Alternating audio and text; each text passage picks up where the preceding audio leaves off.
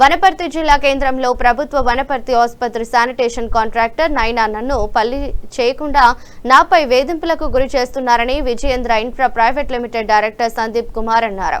ఆయన మాట్లాడుతూ నాకు అక్టోబర్ 2025న నాకు కాంట్రాక్ట్ లభించడం జరిగిందని, గతంలో 70 మందితో పని చేయించేవారని, నేను వచ్చిన తర్వాత 149 మందితో పని చేయిస్తున్నానని, నన్ను ఆర్ఎంఓ బంగారయ్య, రెడ్డి కుమారి, ఏవో శ్రీనివాసులు నన్ను పని చేయించకుండా నాకు సంబంధం లేని వాటిని చేయాలని చెబుతూ నా పనిని అడ్డుకుంటున్నారని, గడ్డి తీసివేయాలని, డ్రైనేజ్ పై స్లాబ్ వేయాలని, నాకు సంబంధం లేదు, వాటిని చేయాలని వేధిస్తున్నారని, గతంలో 2023లో ఆసుపత్రిలోకి వచ్చిన పాము ఫోటోలు ఇప్పుడు వచ్చినదిగా చూపిస్తూ ప్రచారం చేస్తున్నారని అన్నారు. ఎంక్వైరీ కొరకు కలెక్టర్ వచ్చే పరిశీలించడం జరిగిందని, మంచిగా పనిచేస్తున్నారని కలెక్టర్ తెలిపారని అన్నారు. గత 4-5 రోజుల నుంచి సరిగా పనిచేయడం లేదని, నాకు మెసేజ్లు పెడితే నేను ఆర్ఎంఓను అడగడానికి వెళితే నాతో దురుసుగా మాట్లాడారని తెలిపారు.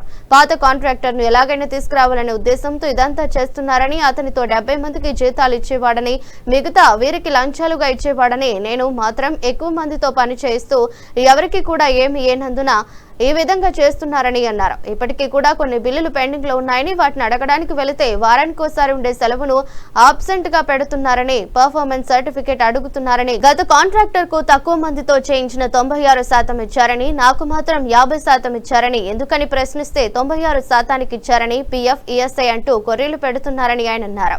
దీనిపై కలెక్టర్ ను కలవడం జరిగిందని తెలిపారు.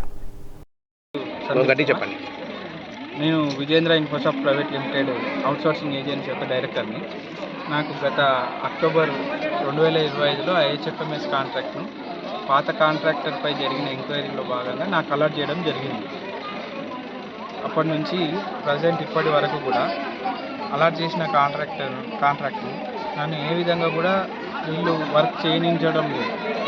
బంగారయ్య గారు కానీ, రెడ్డి కుమారి గారు కానీ, తర్వాత ఏవో శ్రీనివాసరావు గారు కానీ బిల్లుల విషయంలో సతాయించడం, లేదా పనితీరులో సతాయించడం. ఇంతకుముందు గతంలో పాత ఉన్న కాంట్రాక్టర్ అంబియన్స్ శ్రీకాంత్ రెడ్డి 70 మందితో చేయించిన వాటిని 70 మందిని పెట్టి మిగతా వాళ్ళ జీతాలను వీళ్ళకు అధికారులకు లంచాలుగా ఇచ్చేవాడు.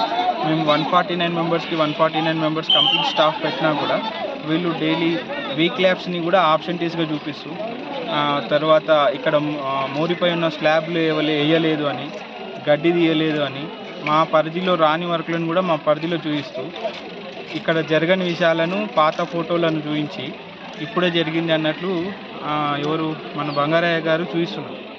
దాంతో వారం రోజుల నుంచి గ్రూప్లో మెసేజ్ రావడంతో ఈరోజు మార్నింగ్ వచ్చి ఆయనను కలవడం జరిగింది. కలిస్తే ఆయన ఒక రెస్పాన్సిబిలిటీ లేకుండా అవును పెట్టినా ఏంది, నీకే అవును చేసినా, నీకు చేతనైంది ఏం పీక్కుంటావు పీక్కోపో అని అన్పార్లమెంటరీ లాంగ్వేజ్లో మాట్లాడడం జరుగుతుంది. ఇప్పుడు మా సైడ్కి వెళ్ళి ఏదైనా జరిగితే వాళ్ళు చెప్తే మేము మా తప్పులు ఏమైనా ఉంటే మేము నివృత్తి చేసుకోవడానికి మేము రెడీగా ఉన్నాం.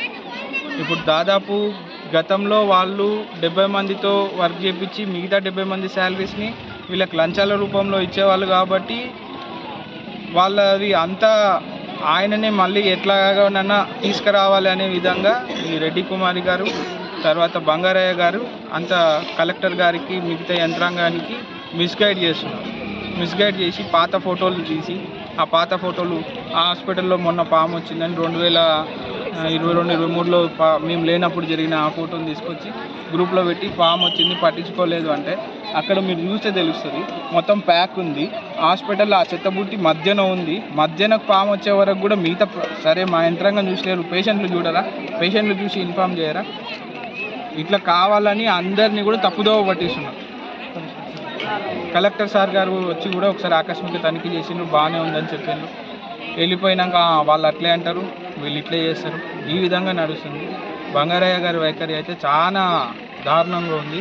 ఆయన మాట్లాడే తీరు కానీ, ఆయన ప్రవర్తించేది కానీ, ఆయన ఎక్కడైతే బౌండరీస్ దాటి ప్రవర్తించాలో అవన్నీ బౌండరీస్ దాటి ప్రవర్తిస్తుంది. దీంతో ఏమవుతుందంటే మాకు కానీ మిగతా సిబ్బందికి కానీ చాలా ఒత్తిడి పెరుగుతుంది. బంగారయ్య గారికి ఏముంది, ఏదో ఒక విధంగా ఈ కాంట్రాక్టర్ని పంపిస్తే పాత కాంట్రాక్టర్కే మళ్ళీ కట్టబెట్టాలి, మళ్ళీ మా పబ్బం గడుపుకోవాలని ఆయన గట్టిగా ట్రై చేస్తుంది. దీన్ని కలెక్టర్ గారి దృష్టికి తీసుకెళ్తాం.